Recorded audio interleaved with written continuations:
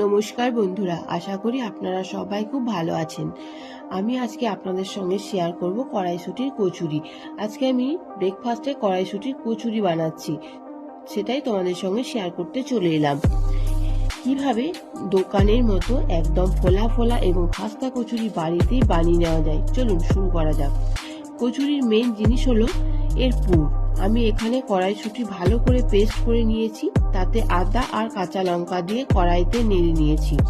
দেখুন, আমি এখানে পুর ছোট ছোট বল তৈরি করে নিয়েছি, যাতে লেচির ভেতরে ভরতে সুবিধা হয়। তো ময়দা আমি আগের থেকেই নুন, চিনি আর একটুকু ময়ান দিয়ে মেখে রেখেছিলাম। এবার দেখুন, ময়দার লেচি কেটে তার মাঝখানে জায়গায় করে নিয়ে কড়াইশুঁটির পুর দিয়ে দিয়েছি। খুব সাবধানে মুখটা বন্ধ করতে হবে, যাতে বেলার সময় পুর বেরিয়ে না যায়। এবার হালকা হাতে কচুরিগুলো বেলে নেওয়ার পালা। পুরটাকে ভালো করে ভরে নিতে হবে। তো এই যে আমি দেখো পুর ভরছি, এই দেখো মোটামুটি পুর ভরা এগুলো রেডি। তো এই আর কিছু বাকি আছে। তো ভালো করে যদি পুরটাকে আমরা ভরি, তাহলে বেলতে সুবিধা হবে, ফেটে যাবে না। এই সুন্দরভাবে হালকা করে বেলে নিতে হবে। এই যে আমার বেলা রেডি। এবার কড়াইতে সাদা তেল গরম করতে দিচ্ছি। তেল ঠিকঠাক গরম হলে একটা একটা করে কচুরি ছেড়ে দেব।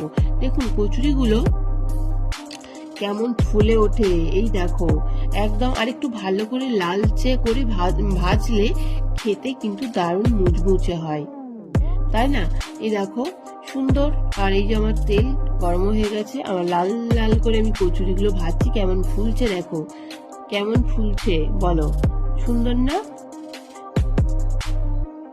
একদম ফুটবলের মতো ফুলে উঠেছে, দেখেই কিন্তু সবচেয়ে বেশি শান্তি লাগছে, তাই না?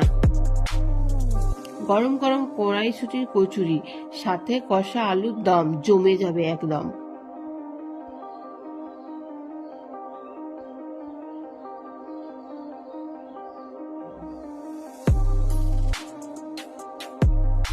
আপনাদের কেমন লাগছে? এই যে আমার এখনো আছে, কিন্তু আমার তো বাড়িতে অনেকজন আছে, তাই অল্প করলে হবে না। সব কটা আমি কিন্তু আগে থেকে বেলে রেখেছিলাম, কারণ ভাজতে কিছুটা বেলে রেখেছিলাম, তাহলে ভাজতে সুবিধা হয়। এই যে, কারণ একসাথে তো অনেকগুলো ভাজা যাবে না।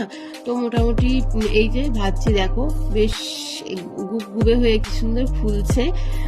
আর টেস্টটা কিন্তু হেভি হয়েছে, হেভি হয়েছে, সুন্দর ফুলছে। এটা শীতকালে বেশি ভালো লাগে, কিন্তু শীতকাল চলে গেছে বলে কি এখন খাবো না, তাই না? এখনো তো খেতে হবে।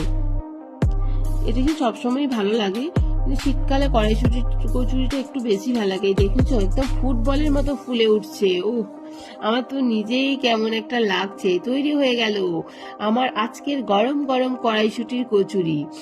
আমি একটা আলুর দমের সাথে পরিবেশন করব। ভিডিওটি ভালো লাগলে লাইক, কমেন্ট আর আপনাদের বাড়িতে কিভাবে কচুরি বানান কমেন্টে অবশ্যই জানাবেন। আজকে এই পর্যন্ত, দেখা হবে পরের ব্লগে। আমি এগুলো ততক্ষণ আস্তে আস্তে ভেজে নিই, কারণ অনেকক্ষণ ভাজতে হবে।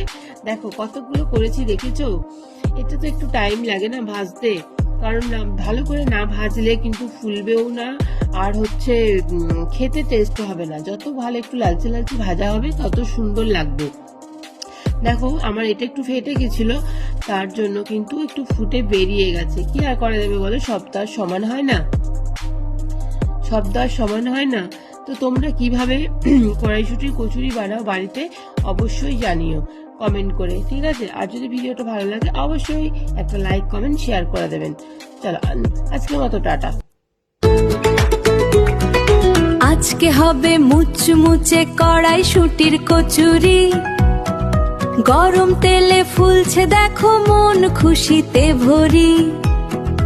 ভিডিওটা ভালো লাগলে লাইক করো সবাই, চ্যানেলটা সাবস্ক্রাইব করে পাশে থেকো সদাই।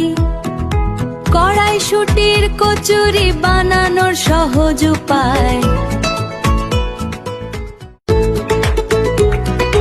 আজকে হবে মুচমুচে কড়াইশুঁটির কচুরি, গরম তেলে ফুলছে দেখো মন খুশিতে ভরি। ভিডিওটা ভালো লাগলে লাইক করো সবাই, চ্যানেলটা সাবস্ক্রাইব করে পাশে